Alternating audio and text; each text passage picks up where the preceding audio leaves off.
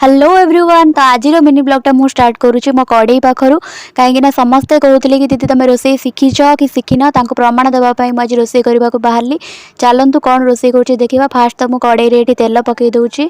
तेल गरम होगापर मु पिज आ टमाटो ऐड करदेली। लुण हलदी गुंड लंका गुंड पकईकी ताकू मिसई मसई देली। खड़िका मारदेली कहीं खड़िका मारिबा पार्टा मते बहुत ही भल लगे। सब बेले खाली खड़िका मारिथाए। देन मु पकईले सोरिष आउ रसुण आ जीरार पेस्ट।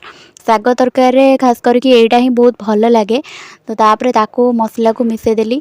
मसला किस समय गलापर तापर आम ए पकेबा परिबा बैगण आउ आलू आउ कदली बोधे माँ काटिकी रखी बाकी परिबा आपण सारू भी चाहिए ऐड करेंगे। सारू भी बहुत टेस्टी लगे शाग तरकारी।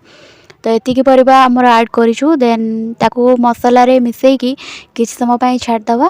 तापर ये टिके सुंदरिया फेस मुझे देखईदेली कहीं मुझे रोसे कर रोसैया अच्छी आपण मैंने मो ना ही प्रशंसा करेंगे। तो एबे मु मसला पानी टिके ऐड करके किछ समय पर मसला सहित परिबाटा जमती मिसिबो ताकू आम छाड़दवा। किछ समय पर ढांकीदवा।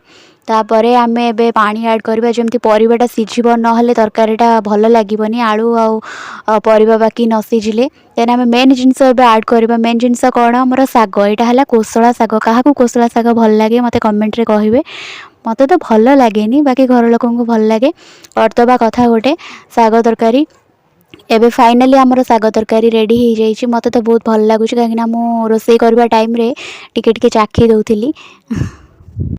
माँ को तो भल लगे मो शाग तरकारी। आपण मानक जब ब्लॉग टी भल लगता है निहत भाव लाइक शेयर सब्सक्राइब करने को जमा भी भूलें। Thank you all for watching.